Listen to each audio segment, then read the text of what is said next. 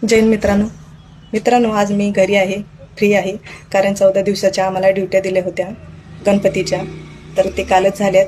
कारण तुम्हाला माहिती आहे होमगार्डला फक्त सणालाच बोलवलं जातं, बाकीच्या वेळेस आम्ही घरीच असतो.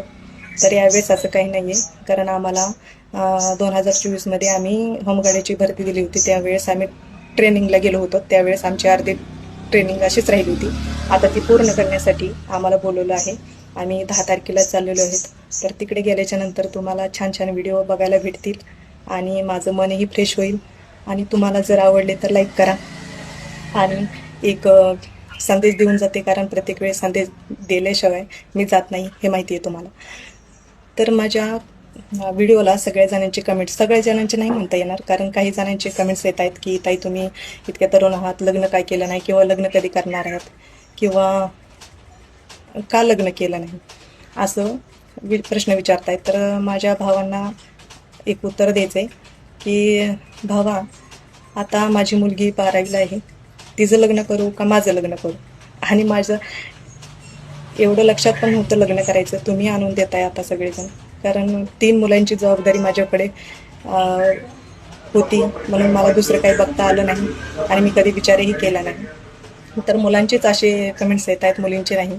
कारण मुलगी दुसऱ्या मुलीचं मन ओळखू शकते, हे मला आता पटलंय. आणि भावांना मी काही नाव ठेवत नाही, कारण तेही माझं भलंच समजत असतील. कारण त्यांना वाटत असेल की मी अजून अशीच राहण्यापेक्षा लग्न केलेलं बरं. पण भावा, जर मी लग्न केलं असतं ना, तर माझ्या मुलांना कोणीच बघितलं नसतं. कारण आईशिवाय त्या मुलांना कोणीच नाही आहे त्यांच्या. आणि भावा, एक सांगायची गोष्ट आहे. कारण मुलीची मैत्रीण पहिली आई असते. जे काही झालं ना, ते पहिल्यांदा आईला सांगते. बाप असला तरी ह्या, आणि ते तर बाप पण नाही. मी काय म्हणते, आईची सावली मुलींना खूप गरजेची आहे. आणि मी जर लग्न करून गेले असते तर त्या मुलांना कुठं टाकून जाणार होते, आणि कोण एक्सेप्ट करणार होतं? दुसरं कोणी एक्सेप्ट करणार असतं का?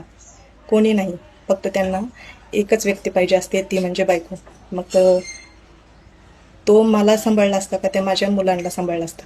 विचार करा. असं काही नाही आहे. आणि मला लग्न करायचं वगैरे काहीच डोक्यातही आणून देऊ नका, आणि मी करणारही नाही आहे असं काही. कारण आता मला जावई येईल, मी ते बघू का माझंच मांडू? असे कमेंट्स करू नका प्लीज. आणि इथून पुढे मला सपोर्ट करा. धन्यवाद.